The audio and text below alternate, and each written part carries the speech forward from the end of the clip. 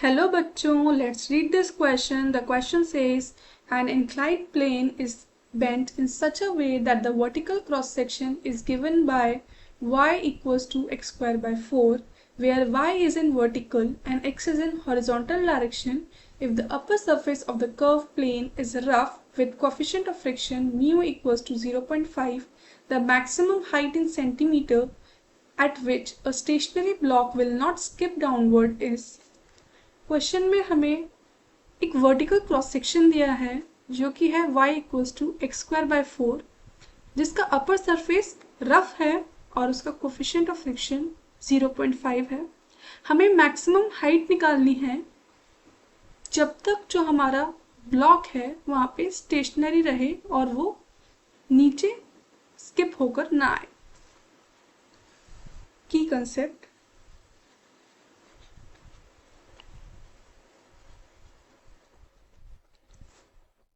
जब भी कोई ब्लॉक किसी सरफेस के साथ कांटेक्ट में होता है तो एक नॉर्मल रिएक्शन लगाता है सरफेस अपने परपेंडिकुलर डायरेक्शन पे बॉक्स के ऊपर।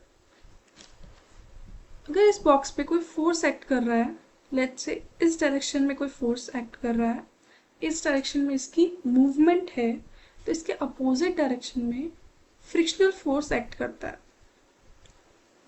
जो मैक्सिमम फ्रिक्शनल फोर्स एक्ट कर सकता है उसको हम बोलते हैं काइनेटिक फ्रिक्शनल फोर्स, जिसकी वैल्यू होती है mu coefficient of friction into normal reaction. Question में हमें गिवन है कि जो हमारा क्रॉस सेक्शन है वो है y equals to x square by 4। This is a general equation of parabola. तो हमारा जो सरफेस है वो पैराबोला सरफेस है।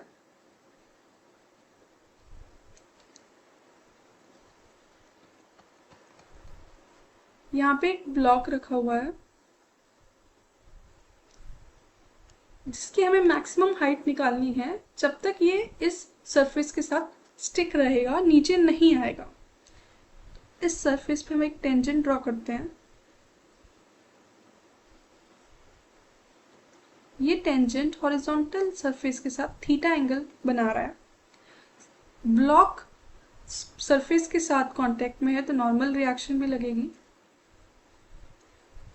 ब्लॉक का मास लेट्स से m अज्यूम कर लेते हैं, तो नीचे ग्रेविटेशनल फोर्स mg भी एक्ट होगा।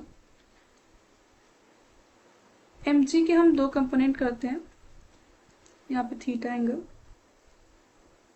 एक कंपोनेंट इस डायरेक्शन में, ये कंपोनेंट हो जाएगा mg cos थीटा और ये हो जाएगा mg sin थीटा।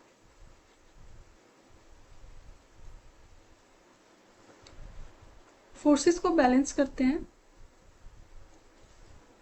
और एक फोर्स और लगेगा इसके अपोजिट डायरेक्शन में ताकि ये नीचे स्किप ना हो, फ्रिक्शनल फोर्स। फोर्सेस को बैलेंस करते हैं, n equals to mg cos theta और दूसरा ये जो हमारा है frictional force is mu n equals to mg sin theta. Equation 1, equation 2, दोनों इक्वेशन को डिवाइड करते हैं।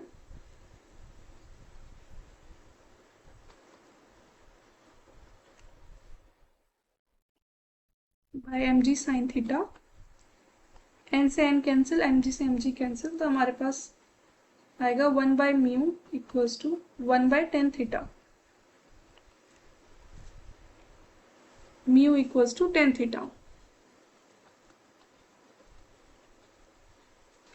ये हमारे पास इक्वेशन आ गई। म्यू की वैल्यू क्वेश्चन में हमें 0.5 गिवन है। 0.5 इक्वल्स टू टेन थीटा। 0.5 को हम 1/2 लिख सकते हैं। 1/2 equals to tan theta. Equation number 3। अब जो हमने ये टेंजेंट डाला है इससे हम टेन थीटा निकाल सकते हैं। dy by dx equals to tan theta. y equals to x square by 4। Question में हमें सरफेस की इक्वेशन गिवन है, उसका डेरिवेटिव करते हैं। 2x by 4 equals to tan theta, tan theta equals to x by 2। ये इक्वेशन नंबर 4 हो गई।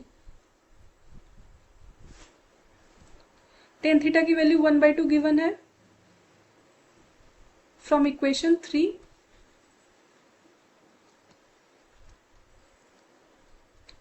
Tan theta is 1/2 equals to x by 2,